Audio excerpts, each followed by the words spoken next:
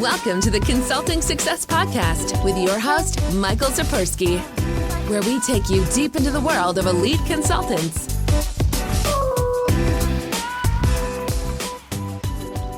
Hey everyone, it's Michael Sapersky here, and today I'm very excited to have with us Elliot Begoun. Elliot is a friend, a consultant, someone that I've known for several years now, and so I'm honored and excited to have you on the call with us. Welcome, Elliot. Thanks, Michael, and honored and excited to be on it as well. My pleasure. So, Elliot, for those that don't know you, just take a minute here or so, introduce yourself, your area of expertise. Sure. Well, I am the principal of the Intertwine Group, and my practice is focused on working with emerging and accelerating the growth of emerging food and beverage brands, really helping them develop and then execute their go-to-market and route-to-market strategy. And how did you get to where you are? I mean, let's go back in time here a little bit. Where did you come from? Before you started your consulting business, what were you doing? Well, I spent over 25 years in the food business, working mostly for big food in the CPG world, and always felt like I was somewhat of that pariah because I was trying to think 2 or 3 steps ahead. Didn't necessarily love the fact that I was spending a vast majority of my time in meetings and reviewing spreadsheets, and always had this dream of doing something different and being able to go out and affect change and bring really cool things to market. And so as my career evolved and I moved up and wound up somewhat tied with the golden handcuffs, that became a little bit more distant. But then eventually just decided the time was now or never and stepped off what I refer to now as that 100-foot pole and went all in, and it's been the best thing I've ever done. How long did it take you? Like, how long was it on your mind that you wanted to become a consultant, but you weren't ready to make that leap? Like, did you make the leap right away, or was it something that you were thinking over for a period of time? And if so, how long was that? That's a great question. I mean, I probably was thinking of some aspect of it for 20 years, but intently probably in the last year before I did it. Okay. And for you, what was the tipping point that got you to actually say, okay, I've been thinking about it very intentionally now for a year. I'm going to go all in. What was that tipping point that actually got you to take that step? My wife, actually. She called me out on the carpet one night, sensing how miserable I was doing what I was doing. Told me that if I thought I was faking it, that I was kidding myself, that she saw right through it. She knew how miserable I was. And then she made probably one of the more prophetic statements that I've heard, and that was that, she said, for 25 years, you've been betting on somebody else, and in this situation, you'd be betting on yourself, and I like that bet. And that really was the confidence and the support I needed to take the step. It's interesting, though, isn't it, that many people have this idea that working for a company, right, being an employee, provides a lot more security. But when you really think about it, when you really break it down, it's as you just said, right? You're betting on that company instead of betting on yourself. And I like the odds as well of betting on myself and on the things that I can control a lot more than relying on others that have the control. Yeah, and I couldn't agree more. And at first it was frightening, but once you realize, at least in my experience, once I realized now I know how to fish for my own food, I control my own destiny. That level of security and comfort is something that I never knew working for a big company. Even working for companies, I was with one company for 18 years, and you feel about as secure as you can with a company in 18 years.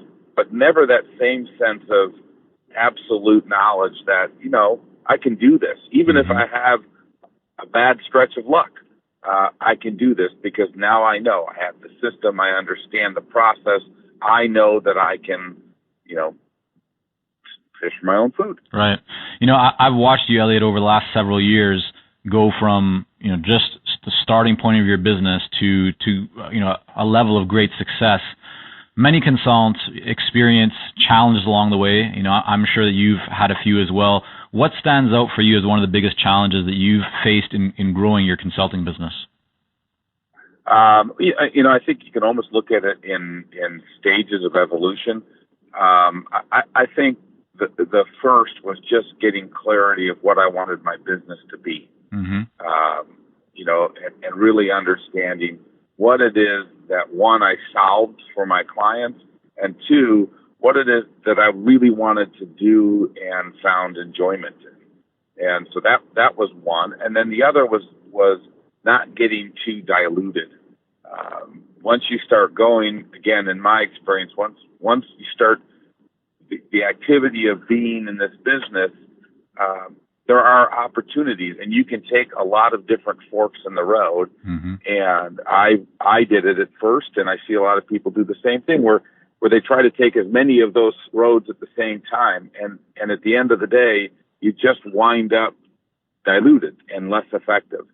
So once, you narrow that down and really got concentrated on the things I did well and the things I enjoyed doing the most, that really allowed it to scale to happen.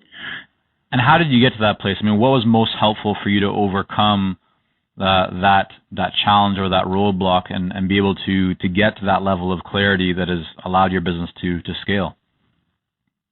Well, I think a few things. I mean, certainly our time together helped immensely, as well as just talking to other consultants in the field, not necessarily in the same industry. In fact, none of them really in the same industry, but going through similar experience and having those conversations.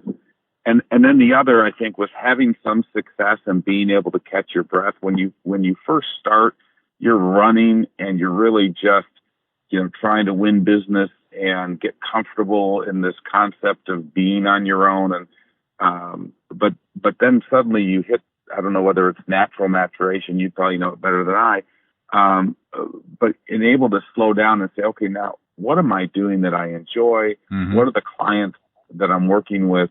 Which of those do I feel like I impact the most? And also understanding, because you hadn't done it before, understanding what aspects of the business you didn't like. And that's the real benefit of doing something on your own, because you have the choice. You can be mindful and you can systematically work many of those things that you don't like out of your business. Right. I think it's interesting because a lot of consultants and just a lot of people in this day and age are looking for certainty. We expect results, instant gratification. We expect that we take an action, we instantly see a result from it. But that's not always the case when you're building a business. And I know, in our work together, you've gone through some of that where you certainly have, as you've mentioned, right, had to kind of make adjustments along the way. What's been the mindset that you've had that you feel has helped you the most as you hit into some walls and have to make adjustments? What's the mindset that has helped you to stay the course and to get through some of those tough times? I think one is confidence, and that took a while for me to accept that I had. And I know that sounds odd, but there's a part of that where you just have to develop that muscle of being comfortable and confident in your decision making as a entrepreneur versus an executive. The other is recognizing that there is a community of other people in doing this, and being able to reach out and talk with them and ask and solicit feedback is critical. Mm-hmm. And then the third is something that you taught me that has become my credo, which was really different from the way I acted as an executive, and that's this concept of imperfect action. I just recognize that I can go out, and if it feels like it's right, and if it feels like it's going to work, I can go try it. And if it doesn't, I can change. And that recognition and that mindset that nothing has to be permanent, nothing is irreversible, really freed me up to just go try and pivot and adjust and change and adapt when I felt it was time to do so. Definitely. One of the changes and the shifts that you made in your business, you went from working a lot with clients on a retainer basis now to a bit of a different model. Can you just talk a little bit about the evolution of what your business looked like when you were on retainers with clients, and now what it looks like in terms of the model that you're working in? Sure. When I first started, the retainer model was really appealing to me because it gave me that sense that, this is going to be, repeatable, consistent revenue, so I won't have to worry. And for the first year or two, that's exactly what it was. But then what I started to recognize with retainer-based business was a few things. One is when you are newly involved with a client, or you're in a client in the first year, you're an outsider. So they're listening to you more robustly. They're investing in you. You also don't have the habitual view of their business, so you're making broader impact and so forth. And over time, that outsider, you become both viewed and literally more of an insider. And I found my effectiveness, my ability to impact change diminished over time. So that was one. The second is that over time, too, it became more of a job. And I really didn't want to work myself into a job. Mm-hmm. And so I started thinking about, why is that? And, what can I do differently? And, holy cow, if I walk away from retainer business, how do I not do the roller coaster? And so I spent a lot of time investigating again, first of all, introspectively asking myself, where am I enjoying my work the most? Where am I, the number one motivator for me was to make a difference, to be somebody who impacted positively the folks I worked with, more so than, making it a business. That I felt if I did the former, the latter would help happen naturally. So, mm-hmm. So once I kind of recognized I loved working with entrepreneurs and young brands and innovators and disruptors, then it was a question of, okay, how do I do this and find the mechanism and a model that works for them and works for me? And what I started doing was investigating the people that are around them. So the other kind of people in their kind of sphere of influence that they work with, everything from marketing companies and package designers and how are they being remunerated and what's their concept. And then I looked at people who would do part of what I did and what were they missing and not doing. And eventually what I did is recognize there was a spot in the marketplace where no one was doing this kind of soup to nuts solution that I was going to offer. And once I built that and built the program, then I did something a little bit unique, I think. And that is I took the actual proposal and went out to what would be ideal clients, but who were not going to be clients of mine because either they were already too far down the road or well engaged with somebody else. And I just, opened my book, so to speak, and said, this is the program I've developed. This is how I'm articulating the program. This is the compensation of the program. What do you think? What am I missing? Yeah. What do you see as potential objections? And then really listen to them and adapted and adjusted and wound up with a program now that's, there's far less forks in the road. And so it's very simple. It fits the need. I make an impact, and it's based on a success fee. So with a minimum, so that I know I'm assured that my cost and my time are covered, but I live with my clients now in a way that their success is my success. If we're able to achieve what I believe is achievable with them and they believe is achievable, we both benefit from it. And there's a lot more upside for you based on creating results for them and providing that value. While we work with a lot of seasoned and experienced consultants here at Consulting Success, I'm often contacted by new early-stage consultants. Invariably, the question I'm asked is, what are the steps I should take to become a successful consultant and grow my consulting business to my first 6 figures per year? Well, I'm excited to announce that we've opened the doors for our Momentum program. This is our most popular program for early-stage consultants, and it has helped almost 1,000 consultants to start, run, and grow successful consulting businesses. It gives you the step-by-step plan to help you with your messaging, your fees, and pricing strategies, how to win more proposals, how to go to market more effectively, developing a marketing system to generate leads consistently, and so much more. And right now, until September the 19th, you can sign up for Momentum and get 50% off the regular price by going to consultingsuccess.com/audio. That's consultingsuccess.com/audio, AUDIO. Only 100 spots are available to join Momentum and get 50% off. This deal is only available until September the 19th or until all 100 spots are gone. We won't be opening up new spots in this program for several months, so don't wait. Go to consultingsuccess.com/audio. That's consultingsuccess.com/audio, AUDIO.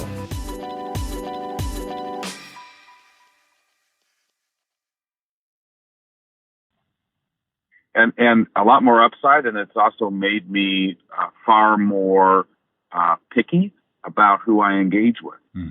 Because really, if the minimum is just a cost coverage, just to ensure that at the end of the day, I didn't waste my time if I bet wrong. But really, it is the upside potential. And so it's given me this also new mindset that I really have to be selective in the clients that I work with. And that, again, comes from that confidence that I can be, that I can actually say no to potential business. We're not a good fit. Right. The other thing that I believe is very important about what you've done here is that you've structured a program that is scalable, right? That you can easily build out. As you said, it's simple in terms of how you know exactly what you need to do at every step of the way. And so it's repeatable. And there's a lot of value in that. And that's an area that a lot of consultants don't spend enough time thinking about. They really, like I just had a conversation yesterday with some consultants about this, how the feeling is that everything needs to be customized for each client. But what I love about what you've done, Elliot, is created a program that works for all of your clients and still covers what is unique about them. But there's a lot that is repeatable. It's systematized. And so that's a great way to scale your business. I want to take just a moment now, Elliot, because one thing that you've done very well is you've used, and you've done many things well, but one that stands out for me and that I think that others can benefit and learn from is you've really leveraged writing into a great channel for not only exposure and visibility and authority building, but also for lead generation. Can you just take us back to when you got started? What did that look like? I mean, how did you go about getting yourself published in recognized publications that reach your ideal clients? The first thing I did is just start writing and just start writing about, the topics that I felt my clients would want to hear. And as I've narrowed my focus, I've narrowed my writing. So it's very specific to the people I'm trying to talk to. The other thing that I did then was really begin to look at where are those clients, those ideal clients, getting their information, what are they reading, those type of things, and then started reaching out. I had the benefit. I mean, part of it was a little bit of dumb luck.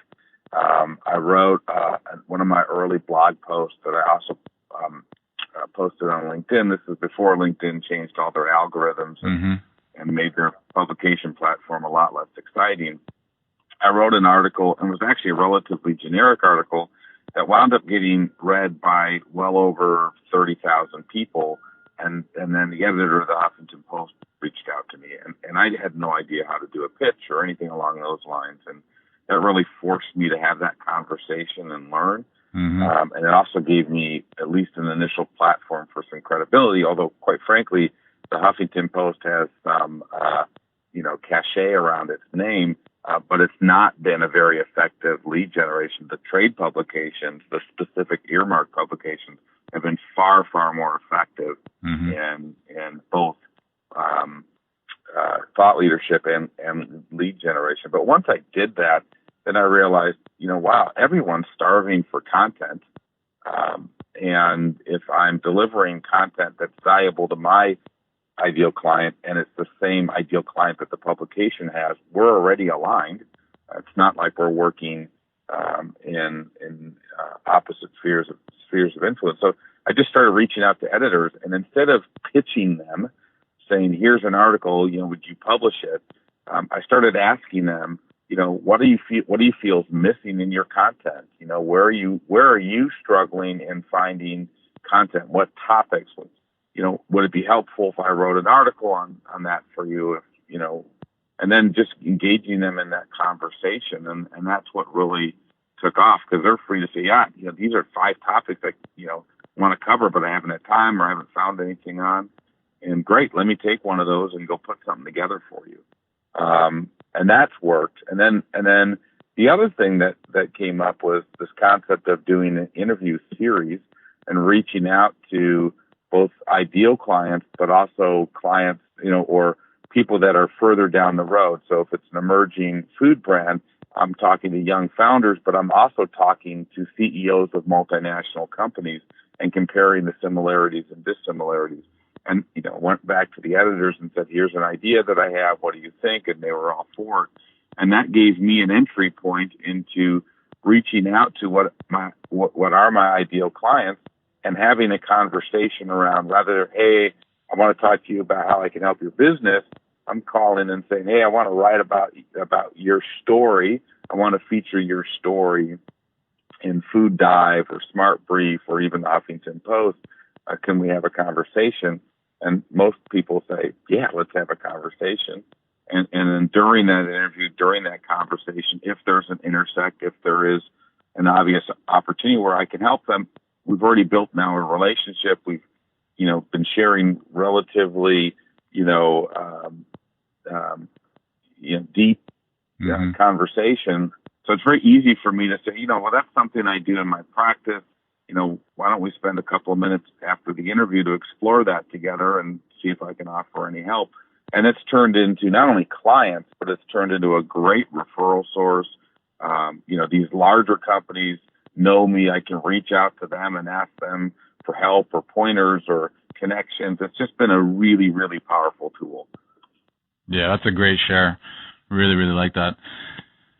Elliot, you mentioned earlier on that you found benefit in being able to access, feedback from other consultants, and I know that has been beneficial for many people who are going down this path. But just what's your general experience and kind of thinking around having coaches or working with mentors, joining masterminds or other types of peer groups for someone who may not have gone through that kind of experience like you have? What would you say to them? Well, I mean, I would say, in all honesty, and this, Michael, I was reluctant and somewhat arrogant at first, feeling like it wasn't something I needed. I mean, marketing was my background, sales and marketing. So now it's going to have to sales and sell myself and market myself. No brainer. I've done that, and that would have been probably the single biggest mistake I made in my business, because first of all, I'm far too close to it and it's too emotional. But secondly, this is a business. The one thing that I have found in being a consultant is that if you allow it to be, it can be isolating. There's only so much that my wife wants to hear about what I'm doing or my friends. Yet, when you come out of a big business, you're always collaborating. You're always talking about your business and what you need to do. If you don't have that outlet, if you don't have that resource, you're really putting your business at risk because you're going to wind up being myopic. You're going to be habitual, and you're going to not be challenged to look differently and do things differently. So I think, certainly a peer group is important, but I also think, and I say this in all sincerity, not because I'm trying to plug you, but the role that you've played in growing my business has been enormous, not only in terms of providing the knowledge that you've gained by working from all these consultants over time and being somewhat of a bee and being able to cross-pollinate, but in many cases, you and I think very differently. Our approach is different, and that abrasion and that ability to challenge, for you to challenge me, and for me to have to, respond to that challenge has forced me to look at things differently. And I'm confident that, I wouldn't have pivoted. I wouldn't have done what I've done. I probably would have done what most consultants do, and that's wind up being contract labor, trading my knowledge for just contract instead of creating a product that is scalable and relatively systematic that allows me to do what I want to do and gives me confidence that I can continue to do it. And even just today, out of our mastermind group, one of the guys reached out and said, "Hey, if you got 5 minutes, can I run something by you?" We do this all the time, and it's always reciprocal. We are happy to do it for each other, and it's a great and I think really important benefit of working with somebody and working with the community. Well, it's been a real honor to watch your business grow and what you've accomplished here. So I want to thank you for that, for allowing me to be a part of it. But also want to thank you for your time here today and for sharing your experience with our listeners. So thank you so much, Elliot. You're welcome, Michael. Thank you. Thank you for all your help, and thanks for this opportunity. It's great to be able to share. Thanks. Take care. Are you ready to take your consulting business to the next level? Learn more about the Accelerator Coaching Program at consultingsuccess.com.